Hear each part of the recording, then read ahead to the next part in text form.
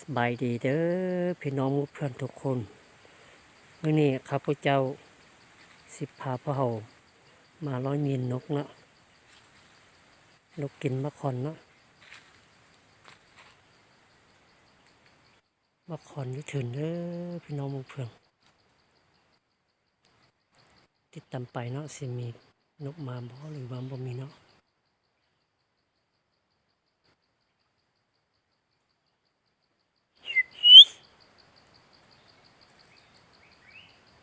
นกกำลังมาเด้อพี่น้องเพื่อนทุกคนเด้อเบิ่งเด้อข้าพเจ้าสิยินให้เบิ่งเนาะในตรงนั้นตรงที่มีสุดนะตรงนั้นสิกระจังnó choสิกระจังสูงเนาะ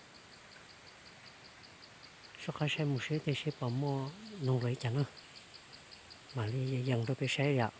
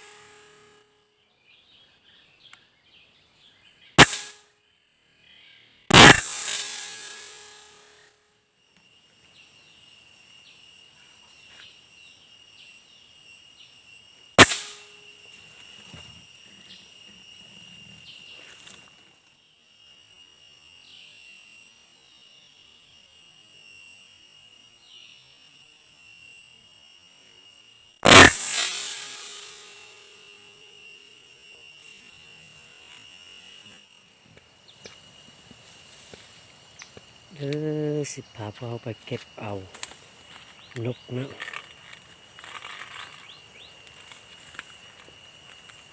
ในตรงนั้นอีจุกคุยนะจะเป็นขนมไหมขนมตะกี้นกป้องโดนตา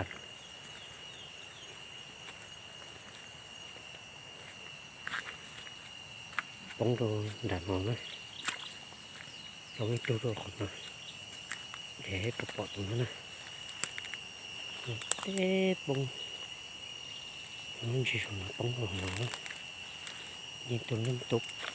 จมบนไม่เลยเด้อมาเก็บเอาเลย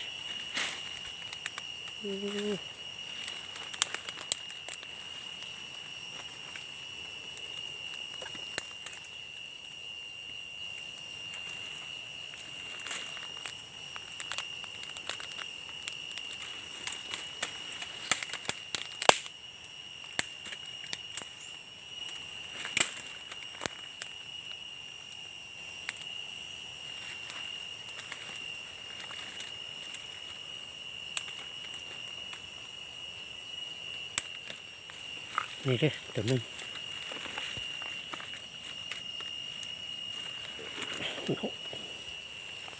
นกไว้เหลืองเนาะตรงนี้เนาะ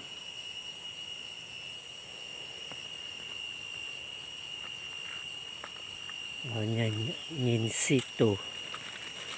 ตกอยู่กรงไม้เนี่ยเนาะไปเก็บเอาเนาะสุดท้ายเราไปเก็บเอากินมะขอนเด้อพี่น้องเด้อสิตัว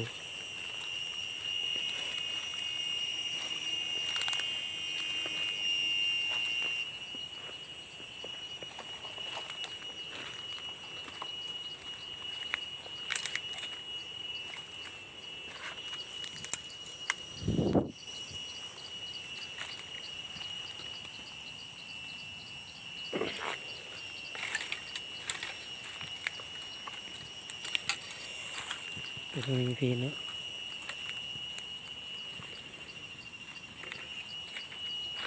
1 2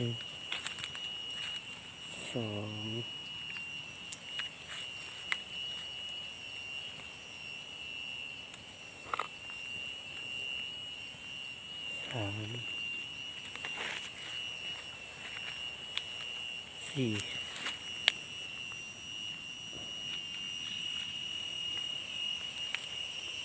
4 ตัวเนาะนกไว้เหลืองเลยพี่น้องเพื่อนทุกคนเลย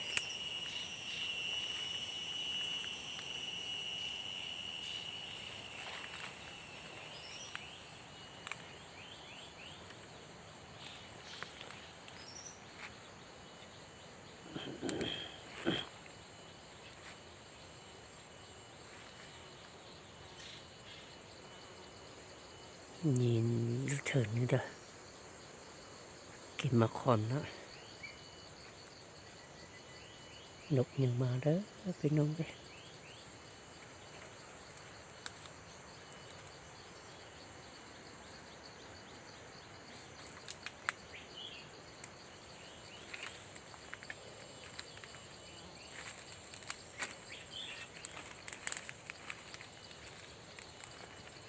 เสียงนกเนาะ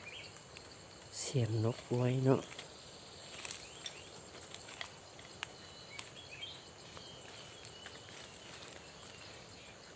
เสียงนก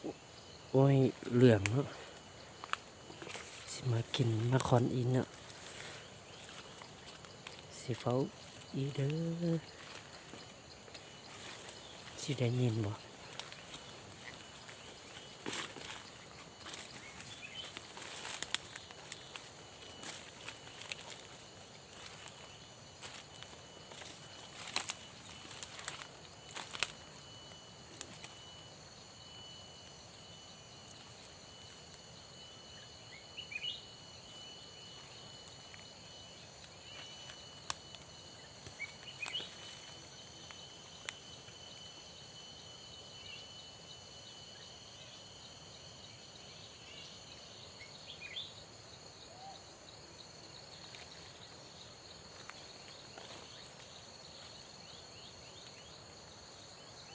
กินมาอยู่เถินกินมาคอนเด้อพี่น้องเด้อ